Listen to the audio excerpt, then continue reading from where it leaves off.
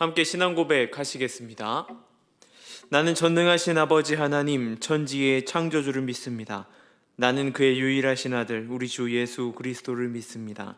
그는 성령으로 잉태되어 동정녀 마리아에게서 나시고 본디오 빌라도에게 고난을 받아 십자가에 못 박혀 죽으시고 장사된 지 사흘 만에 죽은 자 가운데서 다시 살아나셨으며 하늘에 오르시어 전능하신 아버지 하나님 우편에 앉아 계시다가 거기로부터 살아있는 자와 죽은 자를 심판하러 오십니다. 나는 성령을 믿으며 거룩한 공교회와 성도의 교제와 죄를 용서받는 것과 몸의 부활과 영생을 믿습니다. 아멘. 찬송가 273장 함께 찬양하시겠습니다.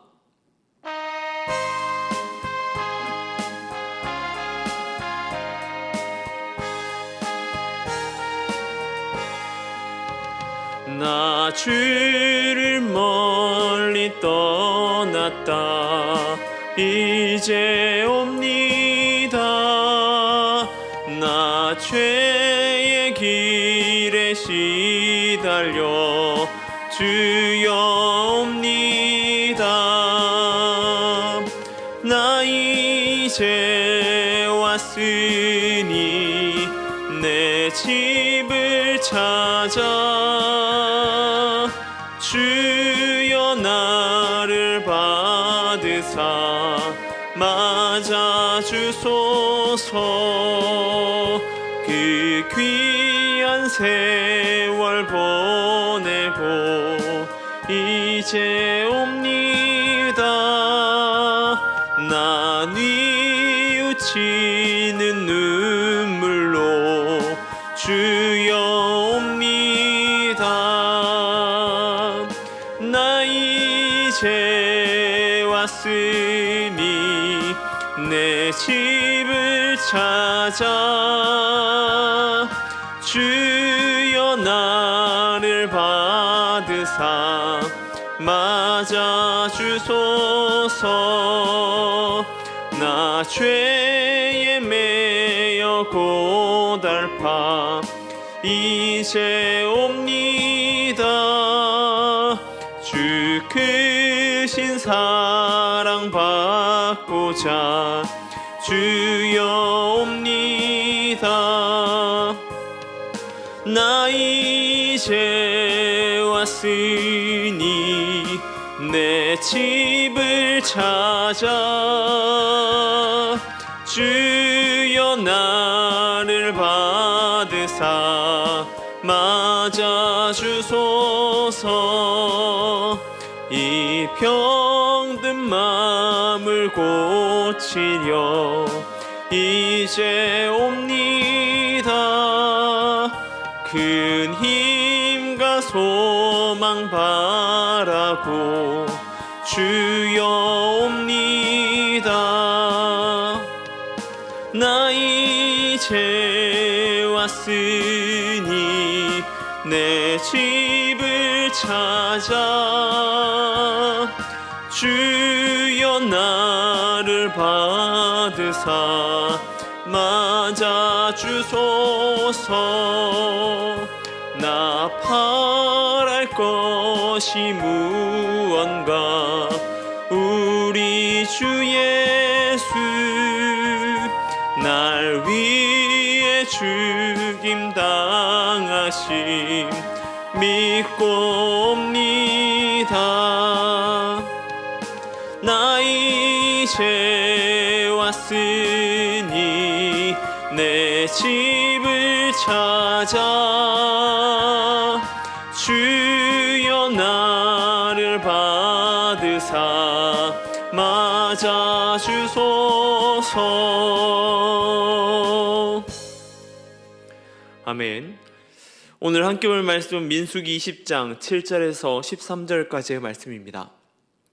민수기 20장 7절에서 13절까지의 말씀을 제가 봉독해 드리겠습니다.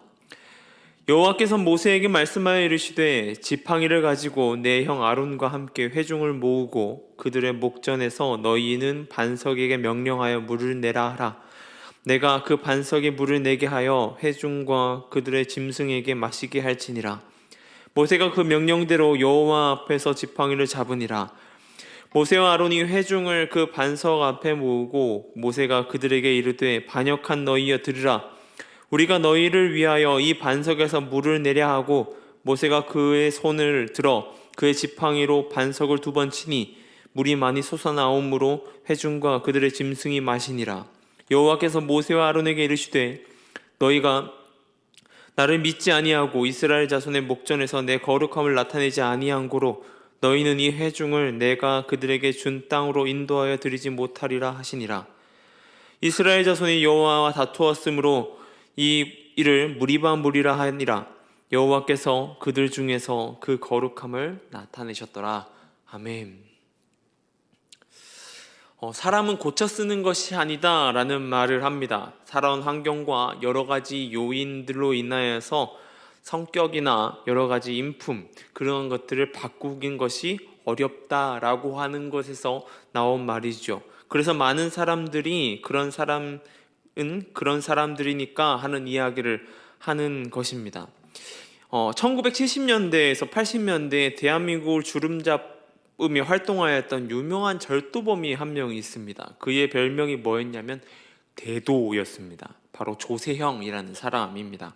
그가 대도로 불린 이유가 있습니다. 그에게는 5가지 이 도적질에 대한 도둑질에 대한 원칙이 있었다고 합니다. 먼저는 나라 망신을 시키지 않기 위해서 외국인의 집은 털지 않는다라고 하는 것이었습니다. 또한 다른 절도범에게 피해를 주지 않기 위해서 판검사 집은 들어갔다가도 그냥 나온다라고 하는 거죠. 상도덕이라는 게 있었나 봅니다. 3번째는 연장은 사용하지 않는다. 4번째, 가난한 사람의 돈을 훔치지 않는다. 의적 같아 보이죠? 마지막 5번째는 훔친 돈의 30에서 40%는 헐벗은 사람을 위해서 사용한다라고 하는 것이었습니다. 많은 사람들이 환호하였습니다. 왜냐하면 이러한 원칙 때문에도 있었지만 부유층의 집을 털었기에 많은 사람들로부터 그의 도둑질은 미화되었습니다. 그런데 그는 무엇일까요? 그는 도둑이었습니다. 범법자죠. 그랬던 그가 마지막 잡히기 전에 털려고 했던 것이 어디였냐면 우리 큰 삼성의 초대 회장이었던 이병철 회장의 집을 턴다고 선포한 것입니다. 이 사전 탐문을 하였고 그렇게 돌아다니던 중에 어떤 고등학생의 눈에 띄었고 그런 사전 탐문하다가 경찰에게 검거되었습니다. 징역 15년을 선고받고 교도소 생활을 하였습니다. 그랬던 그가 이 교도소 안에서 회심하게 됩니다. 이 출소를 하여서 여러 단체, 청소년 단체 그리고 많은 곳에 가서 출강하여서 강의도 하고 강사로서 강의를 하게 되었습니다. 또한 교회들에서 많이 불렀고 간증 집회를 하게 된 것입니다. 그러다가 그 후에 목사가 되어서 선교단체를 설립하여 봉사하는 등 사람은 정말 바뀌는구나 라는 것을 보여주게 되었습니다. 개가천선의 모습을 보여준 것이죠.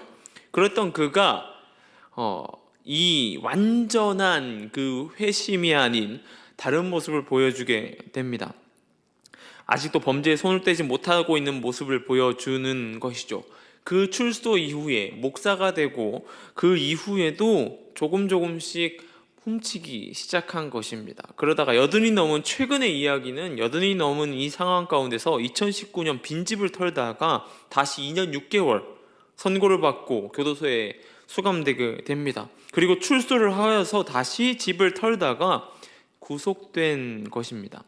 제가 목사가 되었다고 말씀드리는 것이 너무 민망하고 부끄러울 정도입니다.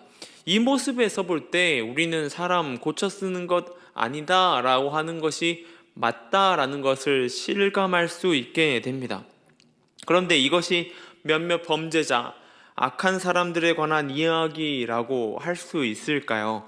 오늘 본문은 애굽에서 나와서 우여곡절 끝에 가나안으로 가는 광야 생활, 광야 학교에 있는 이스라엘 백성들의 모습을 볼 수 있습니다.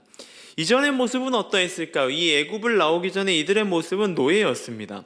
이 가나안의 기근을 피해서 애굽으로 내려가고 나서 많은 여러 해 동안 아주 오랜 기간을 보내면서 점점 이전의 가나안은 있고 지금 있는 땅, 이 애굽에서의 고센 땅에서의 삶을 너무나 만족하면서 살아갔던 모습을 볼 수 있습니다. 그 모습 가운데에 이전의 모습이 아닌 점점 자신들이 이방인으로 취급받으면서 노예로 전락하는 모습만 남게 된 것이죠. 애굽에서의 삶은 평안보다는 거리가 있는 고난과 역경, 환란에 가까웠다라고 하는 것입니다. 그랬던 그들이 자유를 누리게 된 것이죠. 애굽에서 탈출하면서 말입니다. 비록 지금 그들의 모습은 어떠할까요? 이 광야에서의 생활이긴 하지만 말이죠. 이 인간은 자유를 꿈꿉니다. 그래서 많은 사람들이 하늘에 나는 새를 굉장히 많이 부러워합니다. 저도 새가 굉장히 부러웠던 사람입니다. 자유롭게 어디든 날아갈 수 있다라고 하는 것이죠. 새들은 자유롭게 하늘을 날아다닙니다. 그리고 어디든지 갈 수 있습니다. 그러나 많은 위협 가운데 광야와 같은 생활을 하며 살아가지요. 오랜 시간 광야에서의 생활은 이어졌습니다. 애굽에서 가져온 식량은 이미 다 떨어진 지 오래고요. 광야에서는 구하기도 어려웠을 것입니다. 그리고 인간의 생명에 직결되는 물 또한 부족하였습니다.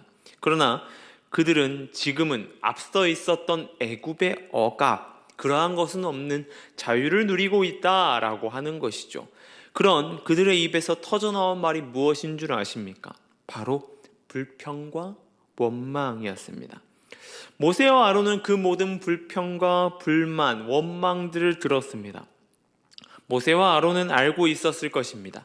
바로 이 모든 것이 이스라엘 백성들의 잘남, 그들이 뛰어나서 이 애굽을 탈출해서 지금 광야 생활을 하고 있는 것이 아닌 것을 말이죠. 그러나 지금 그들의 모습, 과거의 모습은 잊은 채 원망과 불만을 터뜨려 놓는 이스라엘 백성들의 모습, 그 모든 것 가운데에 하나님은 잊혀진 것을 모세와 아론은 알았을 것입니다. 그 모습에 모세도 분개하는 것을 볼 수 있습니다.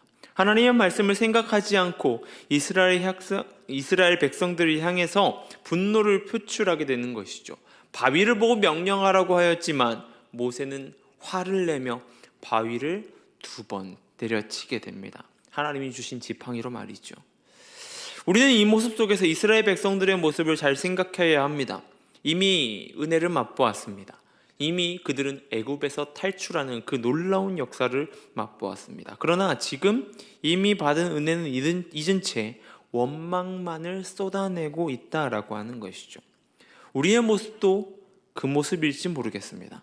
이미 예수 그리스도의 십자가 은혜로 사망의 자리가 아닌 구원과 은혜의 자리에 앉아 있습니다. 그러나 그 은혜는 잊은 채, 그 구원의 감격은 잊은 채 부족함 가운데 불평과 불만, 원망만을 꺼내놓지는 않는가라고 하는 것입니다.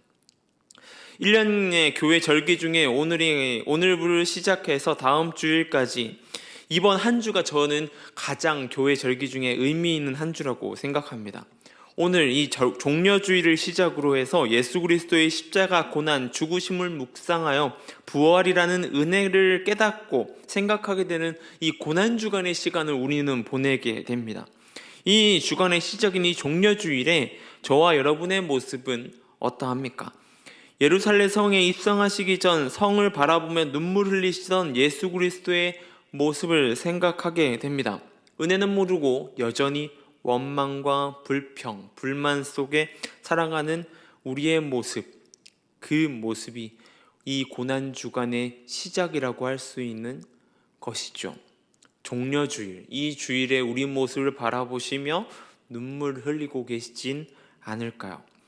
오늘 시작으로 이번 한 주가 나의 욕망도 욕심도 불평도 불만도 없는 예수 그리스도 하나님의 사랑만을 깊이 묵상하는 시간 되길 소망합니다. 온전히 나의 모습 가운데에 이 모습이 아닌 진정 예수 그리스도의 한 분, 그 한 분께서 부어주시는 은혜만을 생각하며 그 은혜를 누려나가길 소망합니다.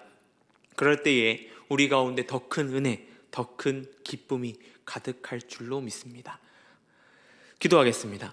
사랑해 주님 감사합니다. 온전히 주님과 동행하는 이 자리 가운데 주님 나아갑니다. 오늘은 특별히 종려주일입니다. 이 종려주일을 보내는 우리의 마음 가운데에 온전히 주님 예수 그리스도만 묵상하며 나아가며 나의 불평, 나의 욕심, 나의 욕망, 그 모든 환경을 탓하는 것, 그 모든 것들을 내려놓고 예수 그리스도만 묵상하는 그 고난주간의 시간을 시작할 수 있도록 주님 붙들어 주시고 인도하여 주시옵소서. 온전히 이스라엘 백성들의 모습처럼 주님 불평과 불만 가운데에 원망과 주님 그런 모습 가운데 살아가는 것이 아닌 진정한 은혜, 진정한 기쁨 가운데 살아갈 수 있도록 주님 붙들어 주시옵소서. 이 시간 미얀마 땅을 위해 기도하며 나아갑니다. 그 땅 가운데 함께해 주시고 선교사님들의 안전과 건강을 지켜주시고 나아가는 발걸음 가운데에 주님의 충만한 은혜로 덧입혀 주실 줄로 믿습니다. 온전히 주님께서 부어주시는 그 은혜가 가득할 수 있도록 함께하여 주시옵소서. 이 시간 가운데 노은중앙교회를 위해 기도합니다. 이 교회가 주님 앞에 예배합니다. 주님 앞에 올려드립니다. 그 모든 것들을 주님께서 흠양하여 주시고 이 지역 가운데에 빛과 소금이 될 수 있도록 주님 붙들림 가운데 나아가는 교회 될 수 있도록 도와주시옵소서. 특별히 오늘은 주일입니다. 이 종려주일의 시간을 보낼 때에 하나님의 은혜를 사모하며 은혜 가운데에 나의 모든 것을 드려 하나님께 예배하는 시간 될 수 있도록 주님 붙들어 주시고 오늘 하루 삶 가운데에 부어주실 은혜와 사랑과 말씀을 기억하며 나아갈 수 있도록 도와주시옵소서. 온전히 함께 하실 주님을 찬양합니다. 감사합니다. 모든 것 우리 주 예수님의 이름으로 기도드립니다. 아멘.